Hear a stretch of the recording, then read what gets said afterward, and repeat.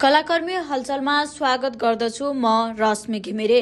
सधैँ आज पनि हामी मनोरञ्जन क्षेत्रका केही रोचक तथा रोमाञ्चक हलचलका साथ उपस्थित भइसकेका छौं। कलाकर्मी हलचलको थालनी गरौं नयाँ गीत संगीतबाट। गायक सुरेश लामा र गायिका त्रिशला गुरुङको स्वर रहेको गीत माया के हो सार्वजनिक गरिएको छ।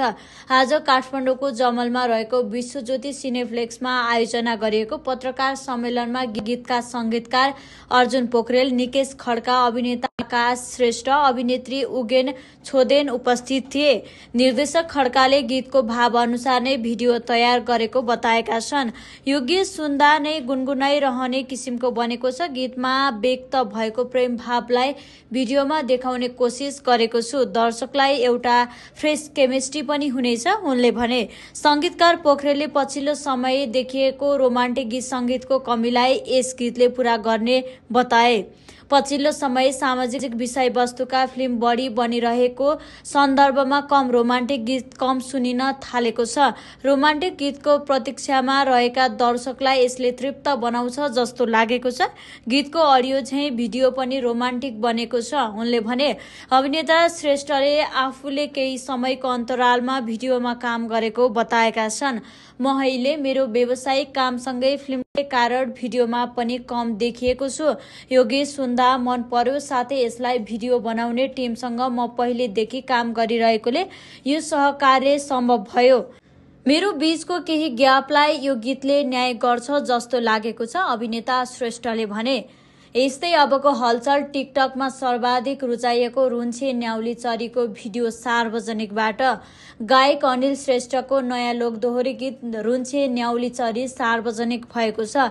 आफ्नै लय, शब्द र स्वर रहेको यस गीतमा अनिललाई चर्चित लोकदोहोरी गायिका सुनिता बुढा छेत्रीले स्वरमा साथ दिएकी छिन्।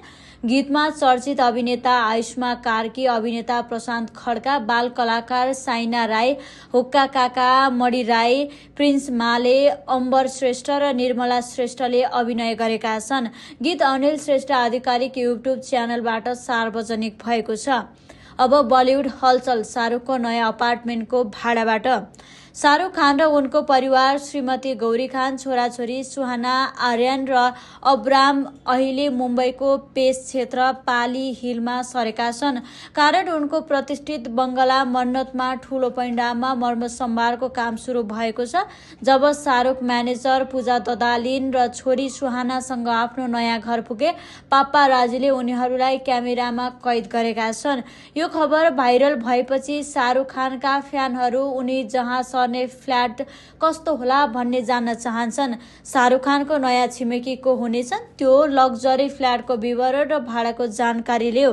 शाहरुख खान आफ्नो परिवारसँग पूजा कासा भवनको अपार्टमेन्टमा शिफ्ट हुन लागेका हुन्। यो अपार्टमेन्टमा एक लग्जरी डुप्लेक्स अपार्टमेन्ट हो।